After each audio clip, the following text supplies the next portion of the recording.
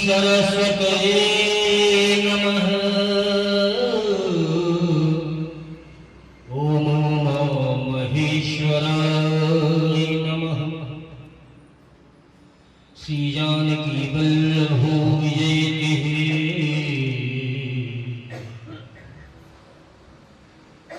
ओम अंजनी सुताय नमः।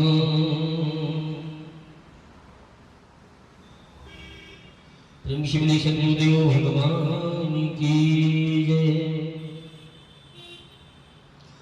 नीलांबुज श्याम मम कोमलांगम श्री सीता समारो पितृवंभागम।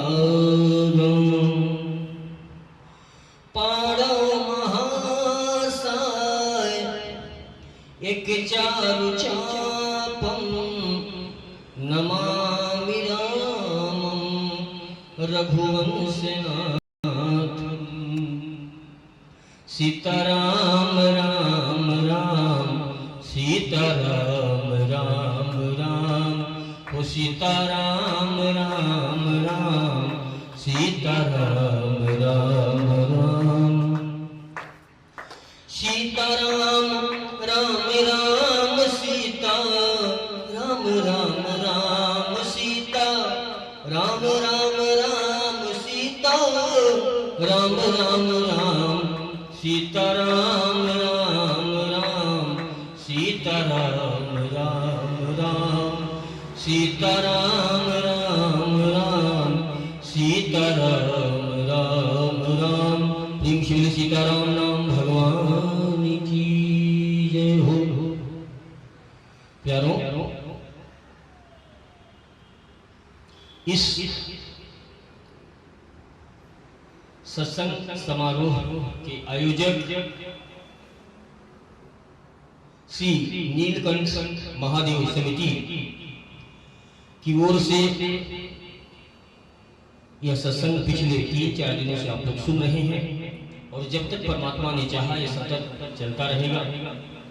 प्यारों, पिछले 3 दिनों में हम सभी ने आध्यात्म की न्यूनतम से उच्चतम दशा का वर्णन सुना। अर्थात जो आध्यात्म है वैसे तो यह बड़ा सूक्ष्म विषय है, लेकिन इसकी शुरुआत कहां से होती है और इसका अंत कहां पे होता है, इन्हीं सब के बीच में जो जो यात्राएं होती हैं उन सब के बारे में जानने का हम लोग प्रयास कर रहे हैं।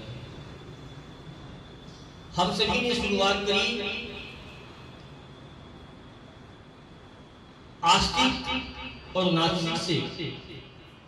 देखिए, हमारी साधना की शुरुआत होती है आस्तिकता से, अर्थात भगवान है हम उसको मानते हैं, फिर हमारा मंदिरों में जाना प्रारंभ होता है।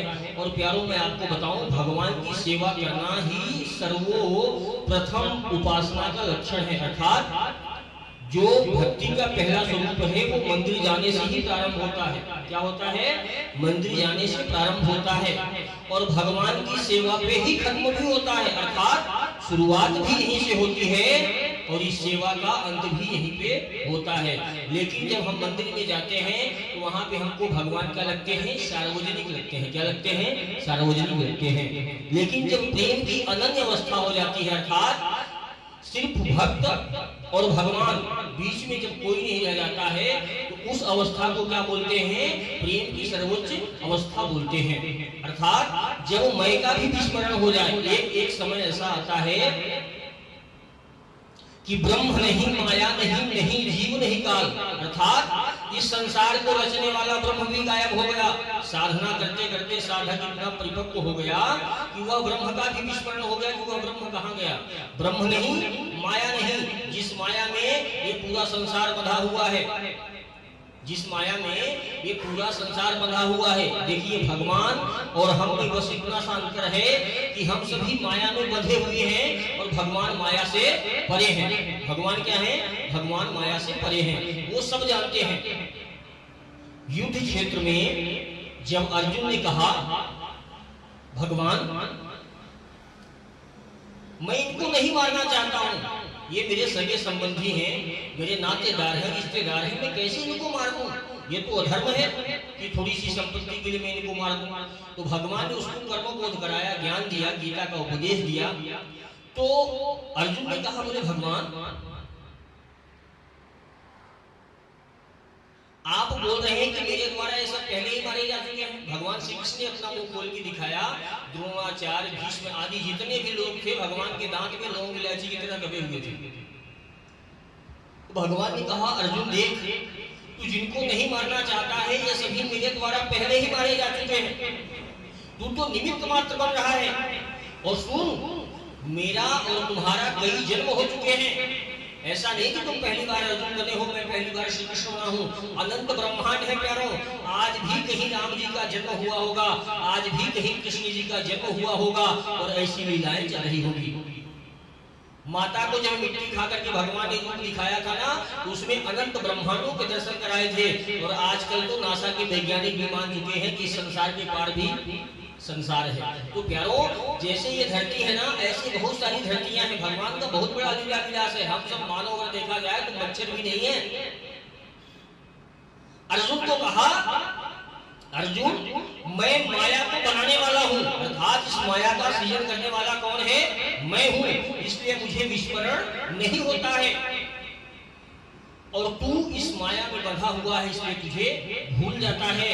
तुझे नहीं मालूम कि तेरा कितनी बार जन्म हुआ है। और मैं आपको बता दूं, भगवान के साथ में जितने भी लोग आते हैं ना, ये सब उनके निज परिकर होते हैं, उनके सखा होते हैं। क्या होते हैं? उनके साथी होते हैं, उनके साथ में रहने वाले होते हैं। और वही आकर के भगवान के साथ में लीला करते हैं, वो उनके निज परिकर कहे जाते हैं। तो प्यारो, हम सभी ने शुरुआत करी आस्तिकता से, है ना। उसके बाद हम सभी ने जाना कि सर्वोपरि साधना क्या है। सर्वोपरि साधना है भगवान का नाम। क्या है? भगवान का नाम। भगवान समदर्शी है। कैसे है? समदर्शी। ऐसा नहीं है कि किसी धनी मानी व्यक्ति के पास में ज्यादा पैसा है तो भगवान उससे ज्यादा प्रेम करेंगे। वो करोड़ों रुपए के फूल वगैरह सजवा रहा है तो भगवान उसको ज्यादा प्रेम करेंगे। ऐसा बिल्कुल भी नहीं है। फिर भगवान सबको एक समान दृष्टि से देखते हैं। भगवान ने सबको बनाया और सबको फ्री कर दिया, भैया जाओ, जैसा कर्म करोगे वैसा फल पाओगे। भगवान को कोई फर्क नहीं पड़ता आप 10 रुपए का भोग लगा रहे हो कि 10,000 रुपए का भोग लगा रहे हो। भगवान तो भगवान है। तो भगवान ने जीव की मुक्ति का सिर्फ एक कारण बताया है। क्या? उनको ध्यान करो। आप उनके नाम का स्मरण करो। नाम, रूप, लीला और धाम। जैसे एक चंद्र होती है, चंद्र में 4 कोने होते हैं, ऐसे ही भगवान को पकड़ने के ये 4 कोने हैं। क्या? या तो भगवान के नाम का जप करना है हमको, फिर या उनके रूप का ध्यान करना है, फिर नाम रूप, या फिर उनकी लीलाओं का गायन करना है, या लीला गायन करना है, या लीला श्रवण करना है, या उनके धाम का आश्रय ले लेना है, या धाम में ही वास करना है।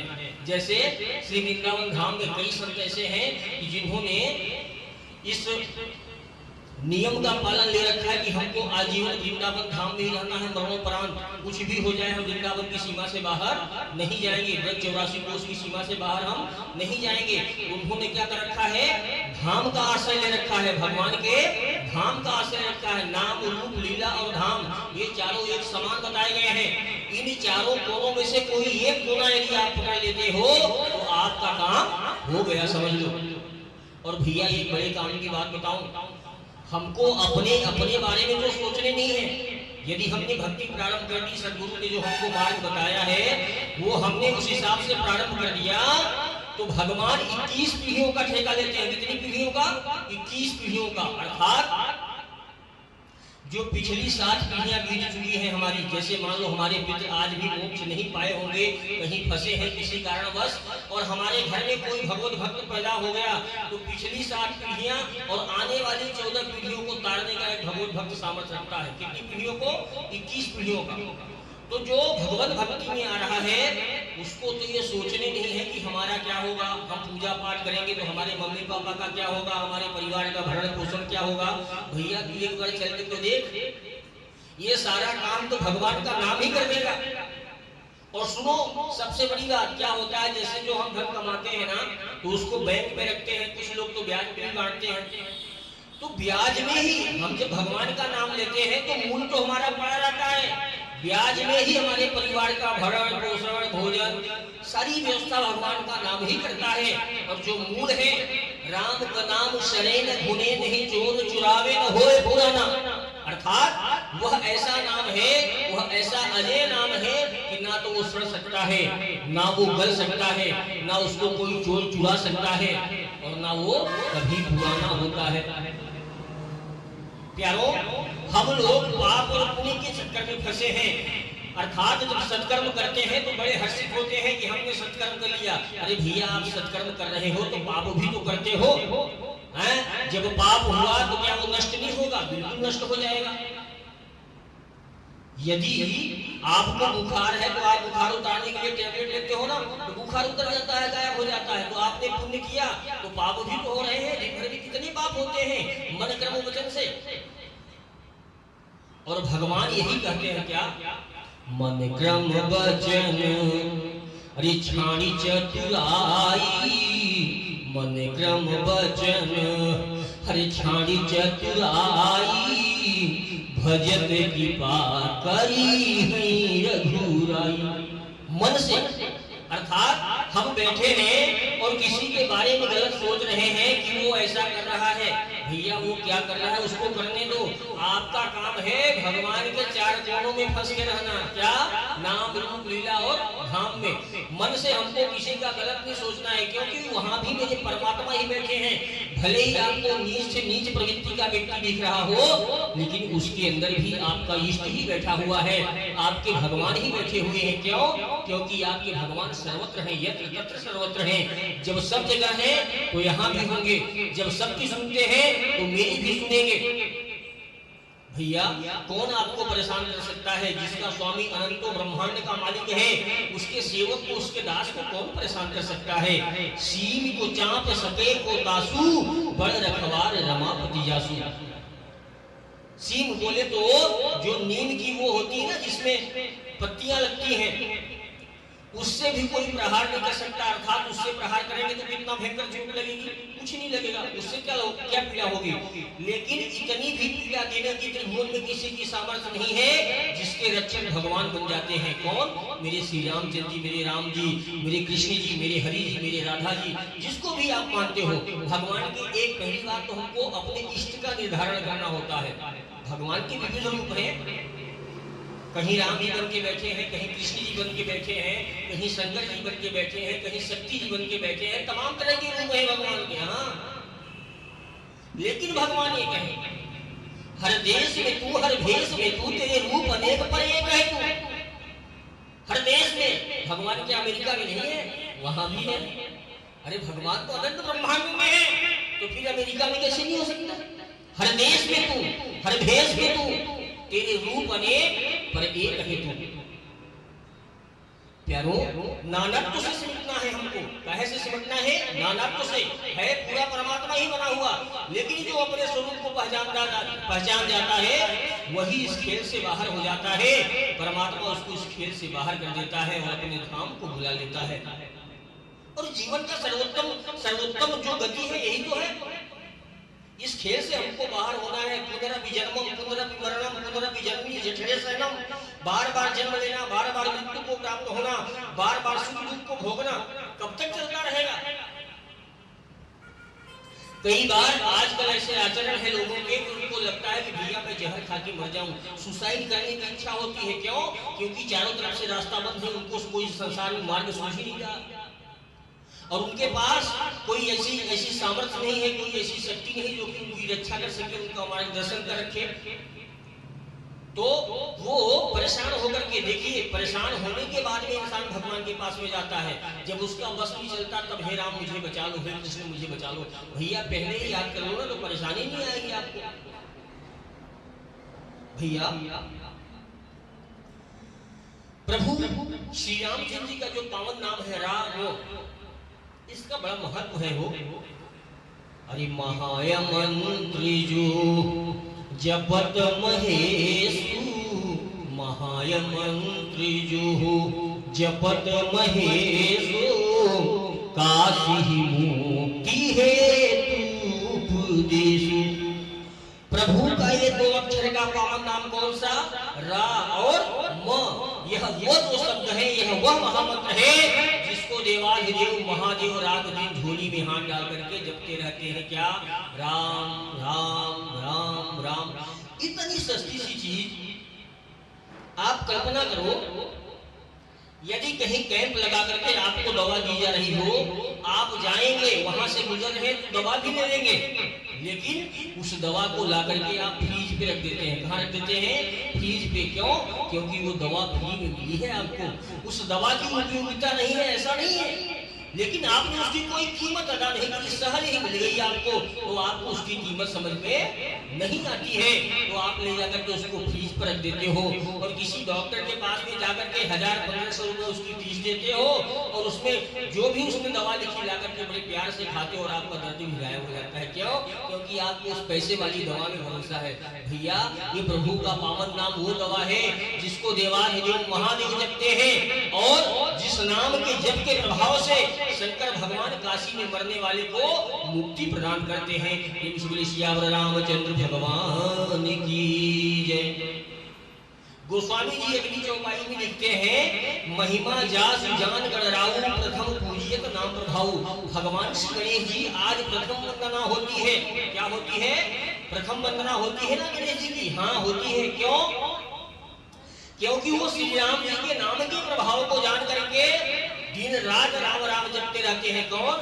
भगवान श्री विनायक जी जिनकी सबसे पहले पूजा की जाती है, वो भगवान श्री विनायक जी दिन भर राम राम जप किया करते हैं। तो भैया, क्या हमको और आपको नहीं जपना चाहिए? जपना चाहिए। देखो, मैं आपको बताऊं, कई बार आप लोगों के मन में प्रश्न आता होगा कि भैया, भक्ति करते हुए भी कई लोग परेशान हैं क्या? जो दिन रात झोली में राम राम जप रहे हैं, क्या वो सुखी हो गए हैं? देखिए, आप इस खेल को समझो, इस खेल को अच्छे तरीके से समझ लो। हमारे 3 प्रकार के कर्म होते हैं। कितने प्रकार के? 3 प्रकार के। एक होता है संचित कर्म। क्या होता है? संचित कर्म। आपने देखा होगा, बड़े बड़े ऋषि महात्मा तपस्वियों के गले में कैंसर हो जाता है ना? कभी किसी को कुछ हो गया, कभी किसी को कुछ हो गया, तो जब भगवान का नाम धाम लीला रूप इतना सामर्थ्यवान है, तो उनको क्यों ऐसी बीमारियां हो जाती हैं? कभी कल्पना करी, प्रश्न आता होगा ना आपके मन में। तो इसका एक कारण मैं आपको स्पष्ट कारण बताता हूँ। हमारे 3 प्रकार के कर्म होते हैं। कितने प्रकार के? 3। जैसे वर्तमान, भूत और भविष्य काल नहीं होते हैं? भूत, भविष्य और वर्तमान काल होता है, समय होता है। उसी प्रकार से हमारे 3 कर्म होते हैं। एक होता है संचित कर्म। कौन सा कर्म होता है? संचित कर्म। अर्थात पूर्व जन्मों में हमने जो पाप किया था वो हम नहीं भोग पाए, हमारा टाइम पूरा भया, हम गए। टाइम, सांसें तो गिनती की मिली है, जितनी सांसें मिली है उससे एक भी सांस आप ज्यादा नहीं ले सकते हो। यूं करके दोबारा छोड़ने की सामर्थ्य नहीं है आपकी जब आपका टाइम पूरा भया। तो पूर्व जन्मों में हमारा जब टाइम पूरा भया तो हम गए कहाँ? अपने धाम को, अपने कर्म को भोगने के लिए, जहाँ हमको जाना था कर्म के अनुसार। अब वो जो बचा हुआ कर्म था, जब हम अगला जन्म लेते हैं तो वो संचित कर्म हमारे साथ में आता है। कर्म कभी विध्वंस नहीं होता है, समझना आप बात को। इसीलिए कोई राजा के घर में पैदा होता है, कोई मतलब गरीब घर में पैदा होता है, इसी तरीके से।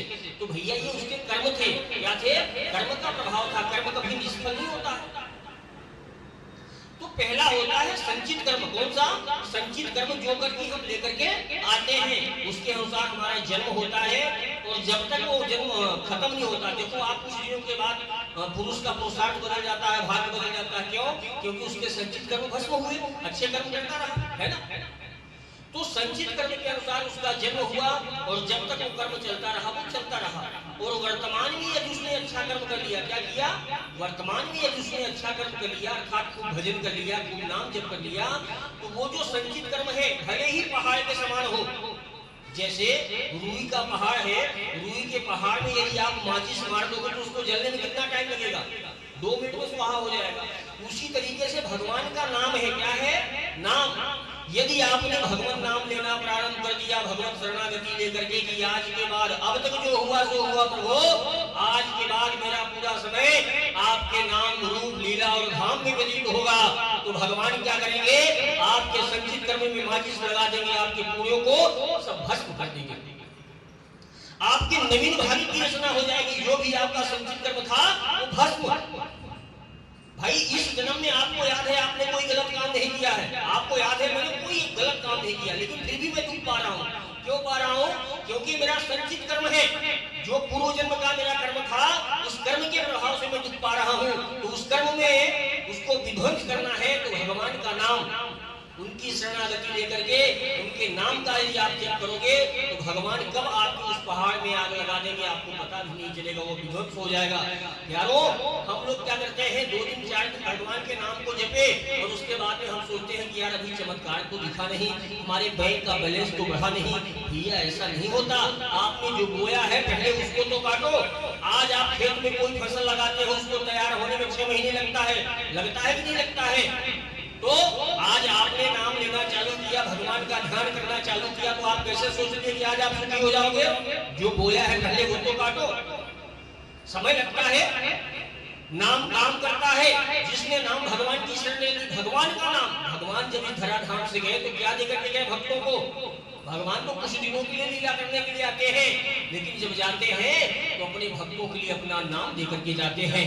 नाम रूप लीला और धाम ये चारों समान बताए गए हैं। और भैया वेदों में ये भी बताया गया है कि सर्व ब्रह्म, बोले तो साकार कौन? राम जी, कृष्ण जी, शिव जी, राधा जी, जिसको आप मानते हो सभी ब्रह्म है। आप जो साकार ब्रह्म है, बोले तो शरीर रूप से हमारे सामने आए, लीला की और अपने धाम को चले गए। भगवान कभी मरते नहीं, ध्यान देना आप, हम लोगों की तरह। ये सबसे बड़ा प्रमाण है। भगवान राम जी ने भी जल समाधि ली, आपने देखा होगा। भगवान मरने की लीला नहीं करते हैं, उनकी शरीर दिव्य होती है, उनके शरीर में हड्डियां नहीं होती है। तो भगवान का जो नाम छोड़ करके हम लोगों को लिए गए, भगवान तो हमेशा रह नहीं सकते, अपनी लीला को करके चले गए। भगवान का नाम ही उनको पाने का, भगवान के नाम को, साकार रूप का जो भगवान होता है, अर्थात जो राम जी हैं साकार रूप से हमारे सामने खड़े हों और एक तरफ उनका नाम जब चल रहा है, तो भगवान को छोड़ देना। वेद शास्त्र सत्य जन ऐसी आज्ञा करते हैं कि भगवान को छोड़ देना, लेकिन नाम जप को मत छोड़ना। अगर सामने भगवान भी खड़े हैं, जिसका नाम आप जप रहे हो, नामी का नाम जिसका जप रहे हो, सामने यदि वह खड़े हैं तो उनको छोड़ देना, लेकिन उस नाम को मत छोड़ना। क्यों? क्योंकि नाम के अधीन है नामी। नाम के अधीन कौन है? नामी। ये साकार ब्रह्म और निराकार ब्रह्म, जो कहते हैं ना कि हम तो निराकारी ब्रह्म को मानते हैं, इन दोनों से बढ़कर के भगवान का नाम है नाम।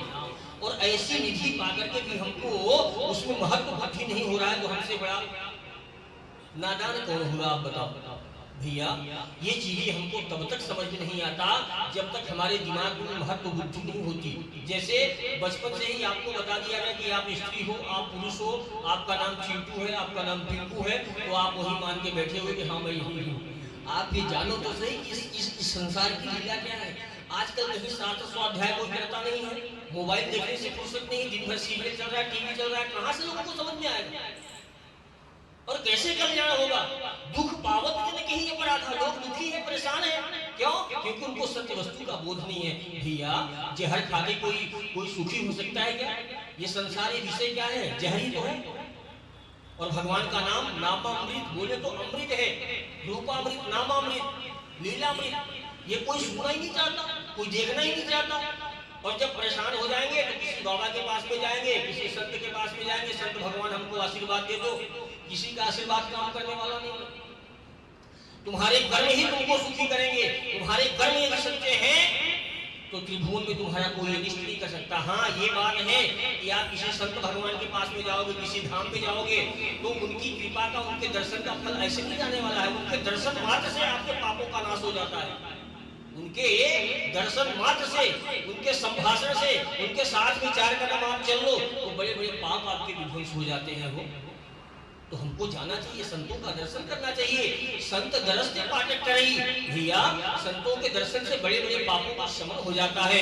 तो आपको क्या लगता है चमत्कार हो गया? हाँ, ये उनके दर्शन का प्रभाव था, उनसे संभाषण करने का प्रभाव था, ये आपका थोड़ी देर के लिए कल्याण हुआ, लेकिन वो कब तक चलेगा? वहां से हटे और प्रभाव हटा, या कुछ देर के लिए जैसे मान लो बादल छाए थे हट गए, लेकिन ऐसा तो है नहीं कि बादल का अस्तित्व मिल गया फिर बादल आए, तो क्या करोगे आप? नहीं वो संत भगवान है, नहीं आप वहां जा पा रहे हो, आपको ऐसा कोई बॉडीगार्ड चाहिए जो 24 घंटे आपकी सेवा करे, 24 घंटे आपके लिए पहरेदार बन के बैठा रहे। कौन है आपके पास में बताओ, आप किस पे विश्वास कर सकते हो? आजकल औलादे नहीं है अपनी जो अपनी सेवा देते और आप उनके भरोसे बैठे रहो, और हम कहते हैं हो भी वर्तमान में आपके पास में नहीं हो तो आपका कौन रक्षक है? भगवान का नाम। नाम पाहरू दिवस, पाहरू बोले तो पहरा, पहरा, इनसे बढ़िया चौकीदार कौन मिलेगा आपको बताओ? अरे भगवान आपके प्यार में आपके बेटे बन जाते हैं। क्या बन जाते हैं? बेटे बन जाते हैं। जो जगत के बाप हैं ये भक्त के प्रेम में आकर के बेटा बन जाते हैं। जिस रूप में जो चाहा उस रूप में मिला है। भक्तों से मेरे प्रभु का ऐसा ही सिलसिला है। आप चाहोगे कि आप मेरे बेटा बन जाओगे, बेटा बन जाएंगे। आप चाहोगे मेरे पति बन जाओ, पति बन जाएंगे। आप जिस रूप में चाहोगे उस रूप में परिवर्तित हो जाते हैं। ऐसा कहीं प्रेमी पाओगे, ऐसा कहीं दीवाना पाओगे? नहीं पाओगे। तो चलो इस नासवान संसार में मतलबी लोगों से क्या दिल लगाना, जो कि माया में फंसे हुए तुम्हारा क्या कल्याण करेंगे, जो अपना कल्याण नहीं कर पा रहे हैं। कल्याण तो भगवान करेंगे हो, उनकी शरण में चलो, उनका नाम, रूप और लीला और धाम, ये चारों चीजें महान और समान बताई गई है प्यारों। नाम, रूप, लीला और धाम, ये चारों एक समान बताए गए हैं। जब ये सारी बातें हमको समझ में आ गई तो भैया हम वही करेंगे जिससे हमारा परम कल्याण होगा। एक बालक था, मैं आप लोगों को एक कथा सुनाता हूँ। वो बालक एक संत भगवान के पास में जाकर के नित्य उनकी खूब सेवा करे, खूब सेवा करे, उनके आश्रम पे जाए, झाड़ू लगाए, ये करे वो करे, खूब सेवा करे। साधु महाराज ने देखा, बोले बालक अच्छा है, अब इसको इसकी सेवा का फल देने का समय आ गया। अच्छा, तो उनने बोला, बोले बेटा सुबह कल तुम जो है यमुना जी में स्नान करके आ जाना, मैं तुम्हें मंत्र दे दूंगा। ठीक है। वो आया, नहा धो के आया। संत भगवान ने कहा, बोले बेटा मैं तुमको जो बताने जा रहा हूं वो किसी को बताना मत। क्या मत करना? किसी को बताना मत। बोले ठीक है गुरुदेव भगवान। तो आपने देखा होगा जब गुरु भगवान मंत्र देते हैं तो क्या करते हैं, कान पे कपड़ा डालते हैं, आपके कान पे और अपने मुंह पे कपड़ा डाल करके कान में मंत्र देते हैं। क्यों? क्योंकि कोई ये न देख ले कि होंठ से क्या प्रस्फुटित हो रहा है। होठों से गुरु मंत्र को गुप्त रखा जाता है, मुंह से बाहर निकलने की भी उसको इजाजत नहीं निकालने की। और आजकल तो लोग मोबाइल में चला चला के सुन रहे हैं। ऐसा नहीं भैया, गलत प्रभाव पड़ता है उसका, आदमी पागल हो जाता है। आप चौराहे में खड़े होकर के गुरु मंत्र का जप कर दो 5 बार 10 बार, दिन में देखो आप पागल हो जाओ। ये सदियों से चला रहा है, सिद्ध परंपरा का है, संतों का है। आप ऐसे कैसे उसका नाता कर सकते हैं? तो गुरुदेव भगवान ने कहा, बोले बच्चा आप एक काम करना, सुबह यमुना जी में स्नान करके आना, मैं आपको गुरु मंत्र दे दूंगा। ठीक है। आया। अब भैया उनने जो भी उसका विधि विधान था करके कहा, बोले बच्चा जाओ आज से राम राम जपा करना दिन रात। बड़ा प्रसन्न हुआ, बोले बहुत अच्छी सी चीज हमको मिल गई। गया जब करने लगा, बाहर निकला, वहां से कुछ दूर आया होगा तो एक खेत में गाय चराने वाला कोई ग्वारिया बोलता है, और भैया राम राम। उसने बोला, बोले गुरुजी ने बोला था मुझे, बोले किसी को बताना मत। ये तो खेत में गाय चराने वाला भी जानता है राम राम। मंत्र कुछ और था, एक आपको एग्जाम्पल दे रहा हूं। मंत्र क्या होता है, नाम का ही उसमें बीज मंत्र लगा के जो भी उसको अच्छे से, ठीक है। तो बोले तो खेत में गाय चराने वाला भी जानता है। गुरुदेव भगवान ने कहा था, बोले किसी को बताना मत। मतलब गुरुदेव भगवान ने हमारे साथ में विश्वासघात किया। जब इतनी सहज वस्तु है जो सबको मालूम है, खेत में गाय चराने वाले को मालूम है, तो उसमें गुप्त जैसा क्या है? उन्होंने कौन सी मुझे मूल्य नहीं दी। गया वापिस संत भगवान के पास में, मुंह फुला के बैठा रहा। गुरुदेव भगवान अपनी साधना में लगे थे। बोले उठे तो मैं इनसे बात करूं, हिसाब करूं कि आपने तो मुझे मूर्ख बना दिया। ठग लिया भैया। गुरुदेव भगवान साधना से उठे। साधना से उठने के बाद में प्रणाम नमस्कार किया। बोले गुरुदेव भगवान, आपने हमको कहा था किसी को बताना मत। तो गांव में मेरे गांव का लालमणि था, वो भी गाय चरा रहा था, उसको भी मालूम है। राम राम। बोले अच्छा। बोले एक काम करिए जरा। बोले हाँ। उन्होंने अपनी झोली उठाई। गुरुदेव भगवान ने क्या किया, अपनी झोली उठाई, उसमें से एक चमकता हुआ पत्थर उसको दे दिया और बोले बेटा इसको ले जा, इसको बेचना मत। क्या करना, इसको कहीं बेचना मत, जाना इसकी कीमत पूछ करके सब जगह से चले आना। इसकी कीमत जहाँ सर्वोच्च हो, जहाँ ये बेशकीमती हो जाए वहां से चले आना। ठीक। उसने पत्थर लिया, वो चमकता हुआ पत्थर, और गया कहाँ, सबसे पहले साग भाजी बेचने वाली एक महिला मिली तो उससे पूछा। बोले भाई ये इसके बदले में मुझे क्या दे सकती है, उसकी क्या कीमत है। वो सब्जी बेचने वाली महिला ने कहा, बोले भैया इसके बदले में 2-4 किलो बैगन घिया वगैरह ले लो आप, और क्या लोगे। तो बोला ठीक है, मुझे बेचना नहीं, मुझे सिर्फ इसकी कीमत पता करना था। अब भैया आगे बढ़ा तो गया, जो क्या बोलते हैं सोनार होता है, जहां आप लोग जेवर वगैरह बनाते हैं, वहां गया तो उसने बोला, बोले भैया मैं इसके 1000 रुपए दे सकता हूँ आपको। तो उसके मन में ऐसा लगा कि अभी तक तो वो 5 किलो सब्जी दे रही थी, 1000 रुपए दे रहा है, मतलब ये कुछ और है। गुरुदेव भगवान ने मना किया है। शहर का जो सबसे बड़ा जौहरी था उसके पास में गया। तो उसने कहा, बोले भैया इस रत्न की कोई, उसको समझ गया, बोले ये तो हीरा है।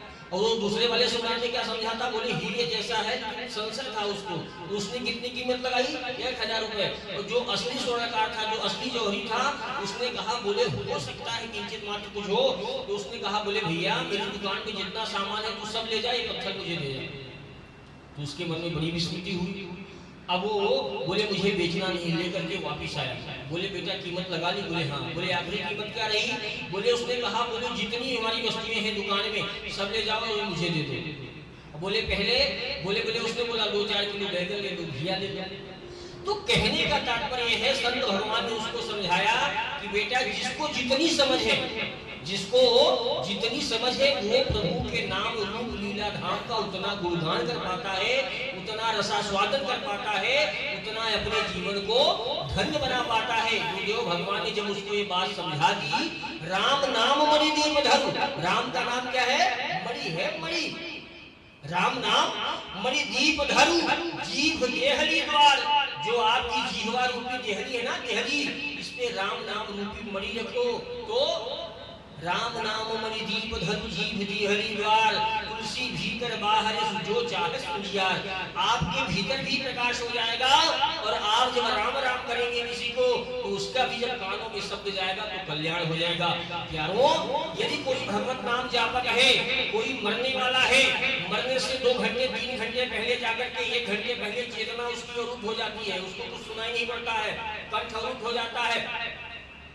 लेकिन यदि कोई भगवत नाम जापक जाकर के उसको स्पर्श कर ले, क्या कर ले, जो भगवत भजनानंदी है, दिन रात भजन में लगा हुआ है, यदि जाकर के उसको स्पर्श कर ले या नाम उच्चारण कर दे, नाम कीर्तन कर दे, तो मरने वाले की सदगति हो जाएगी उसके दर्शन से, उसके श्रवण मात्र से। तो भैया भगवान का नाम सर्वसमर्थमान है। क्या चाहिए आपको, कितना चाहिए, इतना 2 हाथों से ले सकेगा, देने वाले की है लाख बाहें। तो कहने का तात्पर्य है भैया कि पहले हमारे संचित कर्म भस्म होंगे। कौन से संचित कर्म? कर्म 3 प्रकार के मैं भी बता रहा था आप लोगों को। 3 प्रकार के कर्म होते हैं। एक होता है संचित कर्म और एक होता है क्रियमाण कर्म। वही प्रारब्ध मन के हमारे पास में आता है। जैसे जो संचित कर्म है उसका प्रारब्ध हम वर्तमान में भोगते हैं, और जो वर्तमान में कर रहे हैं ये हमारा प्रारब्ध बन जाता है भविष्य का। तो हम जब वर्तमान में भजन करेंगे तो ये जो हमारा पूर्व का संचित कर्म है, बोले तो पास्ट, ये भी विध्वंस हो जाएगा। और आने वाला दिन क्या होगा? अरे भावु कुभावु अनख आलस हूँ, नाम जपत मंगल दिशि दश हूँ। भगवान का नाम भाव से जपो, अर्थात राम सीताराम सीताराम सीताराम, ये भाव से हो गया भाई, सत्कार से है ना, तो भाव से अरे राम राम राम राम। किसी का तिरस्कार करना, अरे राम राम हटाओ, बहुत भाव कुभाव परख न चाहते हुए भी जमाई लेते हुए राम राम राम राम। किसी भी प्रकार से आप भाव कुभाव अलख आलस हूँ सो के उठे नहीं, कोई कुछ काम है, आलस्य में राम राम कर रहे हैं। किसी भी प्रकार से भगवान का नाम लो। जैसे विष को आप प्यार से पियोगे तो भी मार डालेगा।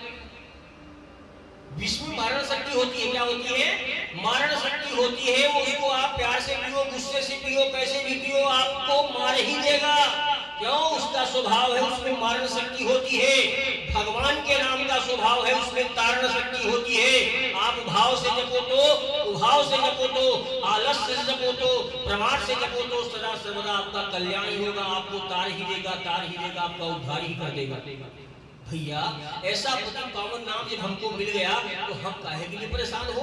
बस इस बात की वो बड़े भाग्यशाली है जिनके जिनके दिमाग में इस बात की महत्व बुद्धि बढ़ गई कि हमारा सर्वस्व भगवान नाम है, इसके अलावा कुछ भी नहीं है। और भैया मैं आपको बताऊं, जहां भी भगवान नाम उच्चारित होता है उसके आसपास की दसों दिशाएं मंगल हो जाती हैं। होगी नहीं, हो गई। हम सभी 4 दिशाओं के बारे में जानते हैं। पूर्व, पश्चिम, उत्तर, दक्षिण 10 दिशाएं होती है। 10 दिशाएं उसकी मंगल हो गई। क्यों? क्योंकि मेरे प्रभु मंगल भवन है। क्या है? मंगल भवन। मंगल भवन अमंगल हारी, द्रवहु सुदशरथ अजीरी बिहारी। इनका नाम क्या है? मंगल भवन। ये मंगल के घर है। और जो मंगल के घर में निवास करता है उसका कभी अमंगल नहीं हो सकता। इस बात का विश्वास होना चाहिए हमको। हमारी महत्व बुद्धि नहीं है। मंगल भवन अमंगलहारी। मंगल के जो भवन है अमंगल का हरण करने वाले हैं। मंगल भवन अमंगलहारी। द्रवौ अर्थात मुझ पर दया करें। कौन? द्रवौ सुदशरथ अजीर बिहारी। अजीर माने आंगन होता है। क्या होता है? आंगन। दशरथ जी के आंगन में खेलने वाले वो रामचंद्र जी जो मंगल के भवन है, अमंगल का हरण करने वाले हैं, वो मुझ पर दया करें। जब ऐसा होगा तो हमारा कौन मंगल कर सकता है? भैया वो नाम, वो निधि, वो जड़ी मैं आप लोगों को दे रहा हूँ। और आज से यदि आप अपना कल्याण चाहते हो, हमको किसी से कोई मतलब नहीं। कौन कर रहा है, कौन नहीं कर रहा है, हमसे कोई मतलब नहीं। हमारा क्या काम है? हमको उस पर ध्यान देना है। तद विस्मरणे परम व्याकुल। भगवान का नाम यदि भक्त को एक भी क्षण के लिए विस्मरण हो जाए तो जैसे जल से मछली को निकाल दो तो तड़प पड़ाती है, वैसे ही भक्त की जब सर्वोत्तम दशा आती है तो एक क्षण के लिए यदि भूल गया तो तड़पने लगता है।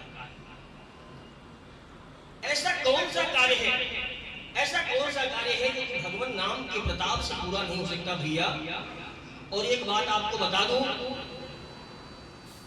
तब लगी कुशल में जीव कहूं। हम लोग क्या चाहते हैं? सुखी होना चाहते हैं। इसमें कोई बुराई भी नहीं है। क्यों? कि भगवान सुख सिंधु हैं। भगवान क्या है? भगवान सुख सिंधु हैं और हम भी भगवान के अंश हैं। भगवान कौन है? सुख सिंधु। कुंती मैया ने कहा, बोले भगवान मुझे दुख दे दो। क्या दे दो? मैं आपसे झोली पसार के मांगती हूँ, मुझको दुख दे दो। भगवान ने दिया क्या? नहीं दिया हो। क्यों? जो चीज जिसके पास नहीं होगी वो कहां से देगा? संत के पास में आप जाओगे तो आशीर्वाद ही देगा। भगवान के पास में जाओगे तो आपको सुख ही देगा। तो भगवान के पास में दुख तो है नहीं, तो कुंती मैया को दुख कहां से दिया? क्या था उनके पास में? सुख। तो भगवान ने उसको सुख दिया। और एक बात बताऊं मैं आपको, भगवान किसी को सुख या दुख नहीं देते। सुख और दुख तो उसका कर्म देता है।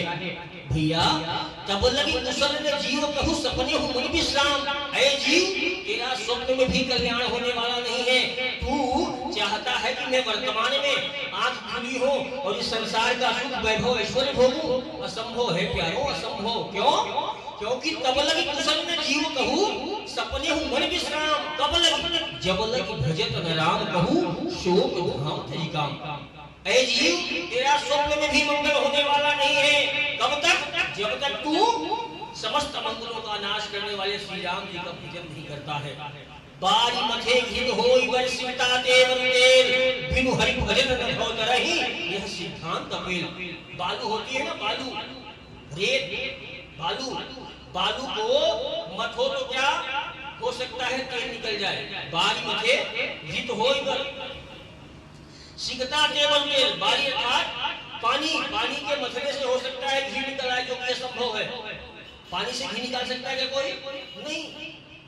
हो सकता है वो भी हो जाए, भगवान कृपा करते तो क्या नहीं हो सकता, कहो कृपा के का नहीं हो सकता है पानी से घी निकल जाए, मथने से सिकता केवल तेल, बालू से हो सकता है तेल बन जाए, लेकिन बिना हरि भजन के न भव तरह यह सिद्धांत अपील, कुछ भी कर लो तुम इस नासवान दौलत से कितनी भी दौलत कमा लो, लेकिन भैया आप भगवत धाम को नहीं जा सकते हो। ऐसी दौलत कमाओ जो यहाँ भी काम दे और वहाँ भी काम दे। हम लोग सिर्फ कागज के नोट कमाने में लगे हैं, जिससे कि हम श्वास का एक भी क्षण नहीं खरीद सकते हैं। भैया मृत्यु तो सत्य है, आप इस पैसे से क्या करोगे? दिन रात उस नासवान दौलत को कमा रहे हो, जिससे आपने तो सुखी होने वाले हो, समृद्ध होने वाले हो। आप कल्पना करो, आपसे ज्यादा जिनके पास धन है, क्या उनकी मांग कम हो गई? वो और कमाने की इच्छा में लगे हैं, वो और कमाने की इच्छा में लगे हैं। यह मांग कभी खत्म होने वाली नहीं है। ये मांग तभी खत्म होती है जब हम पूर्ण से पूर्ण मिल जाता है। भगवान क्या है? पूर्णम पूर्णमिदम। भगवान क्या है? भगवान पूर्ण है और अपने भक्त को क्या कर देते हैं? परिपूर्ण कर देते हैं। चाहिए चाहिए कहो कुछ, किसी से उसको कुछ नहीं चाहिए हो। भैया देखिए, अब प्रश्न यह उठता है कि यदि हम भी भगवान के अंश हैं तो हम में और उनमें भेद कैसे हो गया? आपने समुद्र को देखा होगा। हाँ, समुद्र और समुद्र की तरंग अर्थात लहरें दोनों अलग अलग है क्या?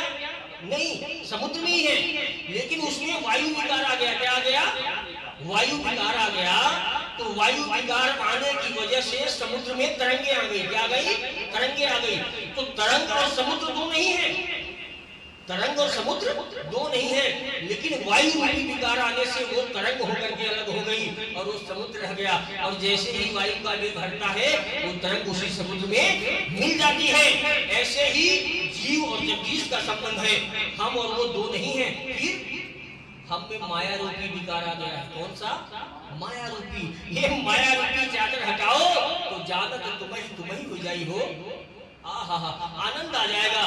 सुख पा न सकेगा जीवन भर, सुख धाम के बिना तू कर न सकेगा मूर्ख प्राणी राम के बिना। ये सुख के धाम है, सुख के पावर हाउस है। बहुत बढ़िया बढ़िया आपने मकान बनवा लिया, एलईडी लाइट लगवा ली, सब कुछ करवा लिया, पावर हाउस से कनेक्शन नहीं लिया तो जलने वाला नहीं करो।